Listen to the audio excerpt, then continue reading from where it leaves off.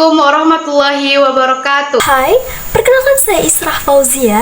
Nama saya Muhammad Ridho. Saya Irma Yunisa. Kami selaku dari kelompok 2 ingin berbicara singkat tentang globalisasi MSDM dengan mata kuliah yang ditempuh yaitu manajemen sumber daya manusia. Sebelum kita mempelajari lebih dalam tentang manajemen sumber daya manusia global, ada kalanya kita perlu tahu dulu nih tentang apa sih itu globalisasi MSDM. Kira-kira apa aja ya faktor-faktor yang mempengaruhinya? Apa aja sih jenis-jenis organisasi global itu? Dan bagaimana hubungannya dengan karyawan global? Nah, pada kesempatan kali ini akan kita bahas satu persatu tentang materi-materi yang dipertanyakan tadi. Dan untuk kamu tetap di sini untuk simak video ini agar menjadi ilmu yang bermanfaat untuk kita semua. Dan here we go.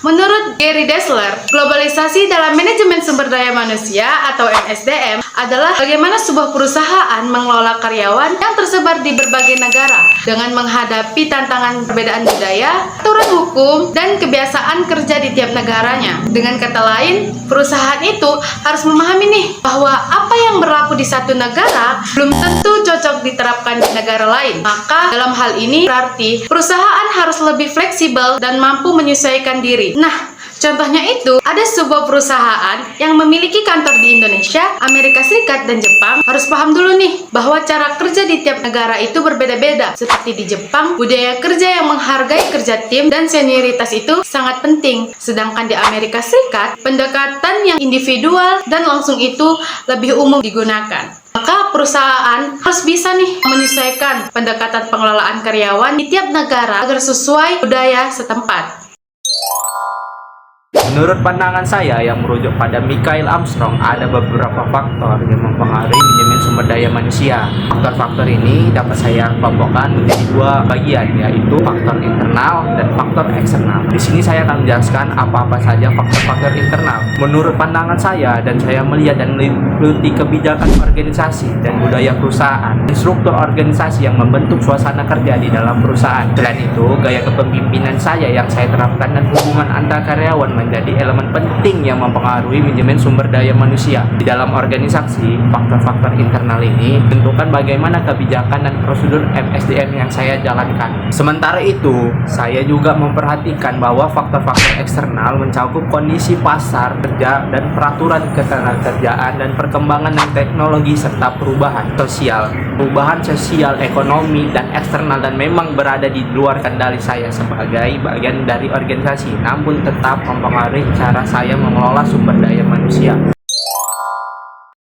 Jenis-jenis organisasi global yang pertama itu ada ekspor dan impor, yaitu kegiatan perdagangan internasional yang melibatkan pengiriman barang dan jasa dari satu negara ke negara lain. Contohnya itu seperti organisasi WTO. WTO ini bertujuan untuk menggunakan perdagangan sebagai sarana untuk meningkatkan kualitas hidup masyarakat, kemudian menciptakan pekerjaan lapangan yang baik, dan mendorong pembangunan berkelanjutan. Kemudian yang kedua itu ada perusahaan multinasional, yaitu perusahaan yang memiliki operasi bisnis yang setidaknya itu lebih dari satu negara dari negara asalnya, atau perusahaan yang memiliki cabang di berbagai negara lain. Perusahaan-perusahaan tersebut mayoritasnya itu biasanya berdiri pada negara maju, namun tak jarang pula berdiri pada negara-negara berkembang seperti Indonesia. Perusahaan-perusahaan yang sudah mendunia dari negara kita ini, dari negara Indonesia, itu seperti Indofood, Garuda Food, Elin, Pertamina, Kalbe, Mark, dan lain sebagainya. Kemudian yang ketiga ada organisasi internasional. Organisasi internasional ini adalah organisasi yang terdiri dari gabungan beberapa negara bersatu sukarela untuk mencapai tujuan bersama dalam menciptakan perdamaian dunia dalam kerangka hubungan internasional. Nah, contoh dari organisasi internasional yang pertama itu ada United Nations Organization atau PBB. Organisasi ini bertujuan untuk memelihara perdamaian dan keamanan dunia dan mendorong kerjasama internasional. Kemudian yang kedua itu ada Association of Southeast Asian Nations atau ASEAN. Organisasi ini bertujuan untuk memperkuat kerjasama regional, mempromosikan perdamaian, stabilitas, dan kemajuan ekonomi di negara-negara anggotanya. Kemudian yang ketiga itu ada gerakan non-blok, yaitu tujuan utamanya untuk mempertahankan kemerdekaan dan kedaulatan negara-negara anggotanya dalam hubungan internasional. Dan yang terakhir itu ada North Atlantic Treaty Organization atau NATO. Organisasi ini berfungsi sebagai aliansi militer yang bertujuan untuk melindungi integritas wilayah dan keamanan negara-negara anggotanya.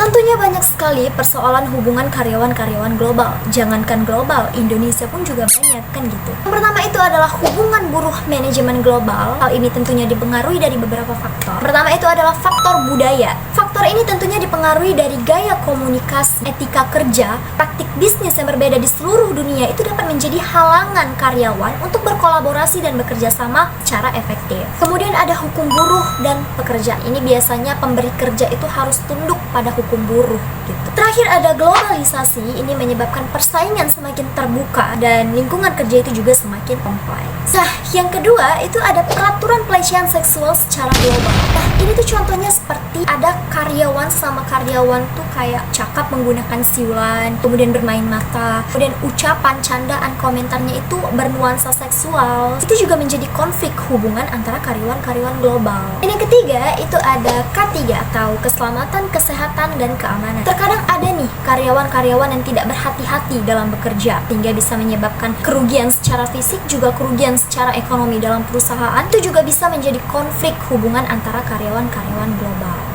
Baik, mungkin ini saja yang dapat saya sampaikan. Apabila teman-teman ada yang ingin dipertanyakan, silakan bertanya pada saat kita bertemu tatap muka nanti. Dan saya akhiri dengan wabillahi taufik wa hidayah. Wassalamualaikum warahmatullahi wabarakatuh.